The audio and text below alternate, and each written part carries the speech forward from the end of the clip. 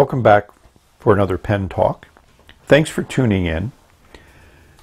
Today we're going to look at inks, but not necessarily just inks, but a way that I recently discovered to buy inks. I saw a tweet, and the tweet has this ink art in it, and I go, wow, colors I haven't seen from Robert Oster. Let me see what I can do. So I went on their website. Here's what their website looks like. And I ordered some inks. So the ink art packs or something I don't think anybody else is offering, at least I haven't seen it. And also they have 100 milliliter bottles. And to me, the pricing is good. The American dollar to the Australian dollar is a good ratio. They ship DHL, so it's good to buy a lot, or maybe do a group buy if you can get together with some other fellow pen aficionados. And I think it's an excellent way of getting ink. It came in less than a week, delivered to the United States. And, you know, besides them sending 3 extra sample bottles of ink, we get this really nice personalized letter. You get your nice little blotter card. And we also got, for each of my orders, which they say they'll include, is another blotter card. And notice it's like silvery instead of gold. So that's an interesting thing that seems to be changing. Maybe that's a new thing that they're doing. The ink was extremely well packaged. And let's take a look at that. Really well sealed blister packs, and this one I've opened, and inside of it are sample packs, and all the little sample bottles are also in their own individual little plastic bags. There was no leakage whatsoever, and these were the 3 inks that were included as an appreciation gift for my order. So I didn't expect these. I love Lake of Fire, so that's nice to have some more. And I have a sample bottle I could possibly pass on to someone else who might enjoy it. And Sublime is a color that I've looked at but didn't get. And Green at Night is also an interesting color, you know, a darker green. So I'm impressed with this whole scenario. So we're going to take a little bit of a look into these inks a little bit more. And these are the 2 inks that attracted my attention in that Twitter feed that I saw. Occasionally things do come out of Twitter which are nice. Not necessarily think it's the source of everything, but it's one way of getting information and being informed of things that that seems to be the main way it's done. So to me, we're going to do this ink. When I saw the swatch on the website, I go, wow. So let me see if I can duplicate that. I'm certain all these inks will flow well. They're heavily saturated. There seems to be a little bit of lubrication in them. So they're all going to write the same. I'll do, over a course of time, maybe a more in-depth review, but we're just going to focus on one for now. I have the 3 bottles.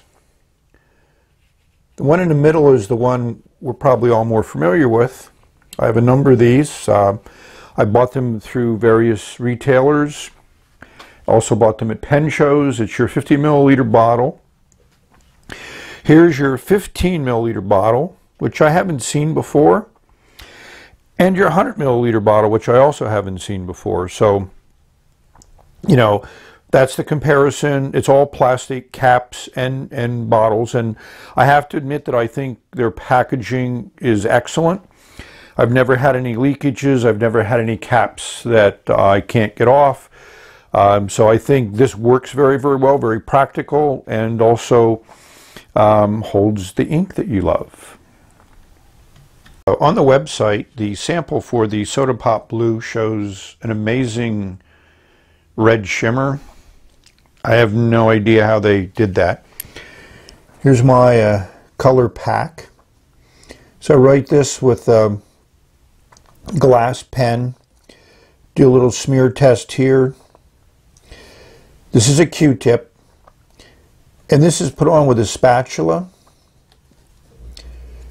And, you know, I don't know there might be a little bit there that you can see, but it's certainly not as emphatic as you see on their website. Again, I don't know what they do, how they pull the ink, what paper they're on, but I've done my best. I mean, that's really slathering on the ink with a knife. The chromatography also is fairly consistent. There may be a little bit of red you see down here at the bottom, but may not be catching my eye. But it is a very interesting, intense blue, clean blue. You don't see any other colors in there. So one thing in doing ink reviews is consistency in the pens that you use. So to me, I've chosen these two pens. I was going to do a whole Emu Sam 1 fine, medium, and broad, and I do like the broad, but I didn't have a medium, and the fine was a little bit too fine for me. So this is an Emu Sam Medium. I like the transparent color. Made you a review on this pen, but I'm going to use it for a while because obviously that's the real key to a pen. At least a pen that you're going to promote as an everyday inexpensive pen. And of course this is your 78G, and with the classic double broad, which I have to admit is a nice nib. So here's the writing on Toma River paper. There's an Emu Sam Medium. There's the Pilot double broad. I mean, it responds well. I wouldn't say there's a lot of shading in there. But it's a nice blue ink. I have to admit that. Also put it on some copy paper. It actually performed fairly well. You know, this is going to absorb ink very, very quickly. So you don't expect to see any of shading or sheen or things like that. I was just experimenting with the double broad here, so that explains some of the differences there. And you're going to get show through, you're going to get a little bleed through where you put down a lot of ink. That's typical. So I don't think this ink is exceptional one way or the other when it comes to writing on lower quality paper, but then I wouldn't use wet nibs like we have here. Let's take a look how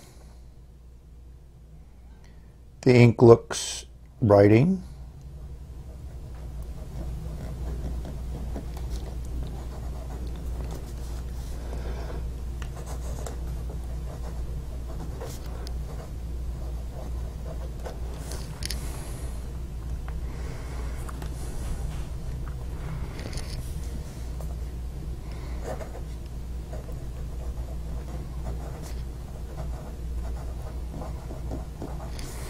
I mean, it is a nice blue. There's no question about that. Pretty a pure blue from my perspective.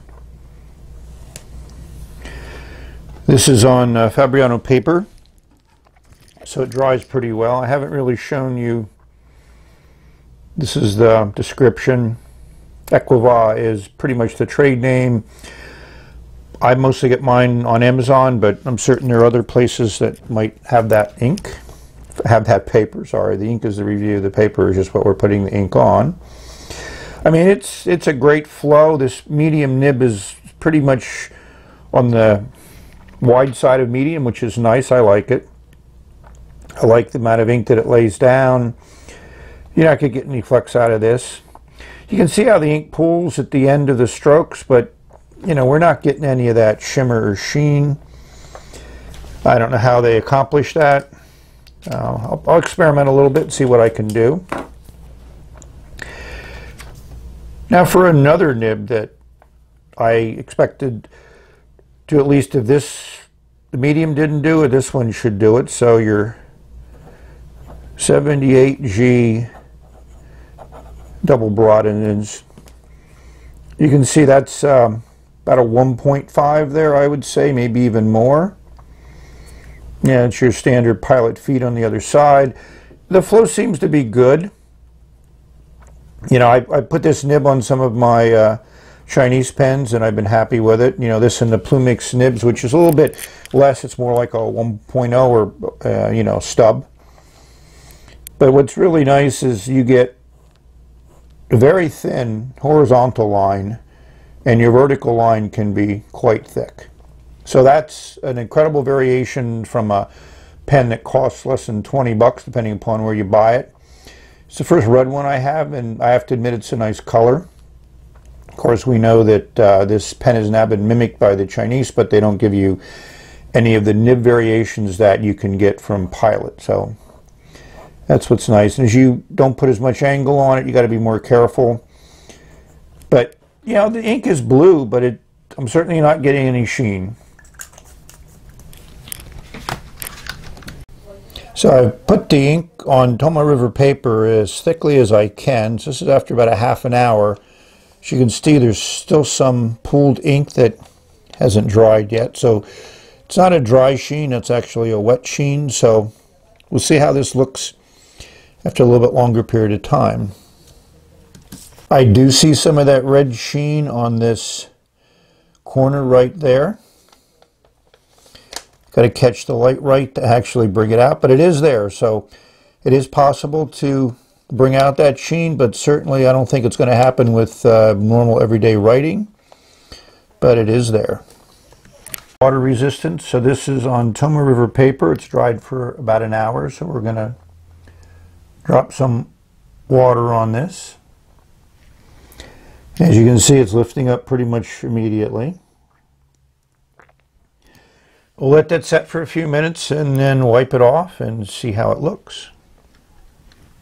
See, more ink is lifted off. So we're going to get our trusty paper towel and take a look at it. So sometimes when the ink, you know, this is from blotting off the glass nib that I use and some other nibs and filling some pens, but you can see it's a pretty clean blue, and this kind of representative of what you would think that would look like when it soaks into a very absorbent piece of paper. So I'd say we're not having much ink resistance, or not much water resistance here. So we'll dab off the ink. Sorry, we'll dab off the paper. I'm really having trouble with what to do with it. There's not much left there. So if you want a water resistant ink, I don't think Robert Oster is known for anything for water resistance, so certainly not an ink that you would want to use for water resistance if I exceed my focus length.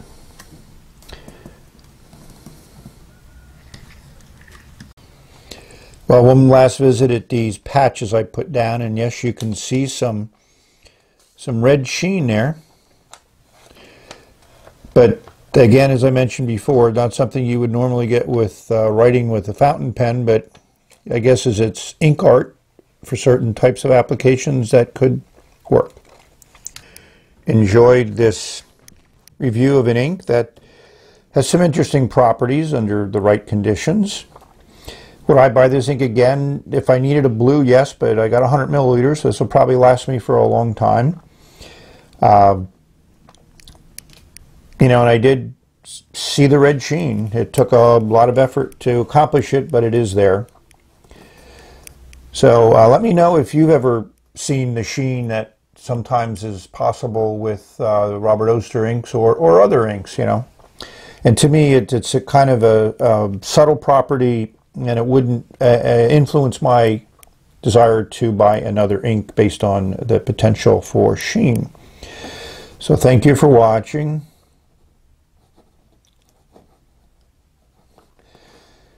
May you enjoy many pleasurable ink, pen, and paper experiences. They are infinite.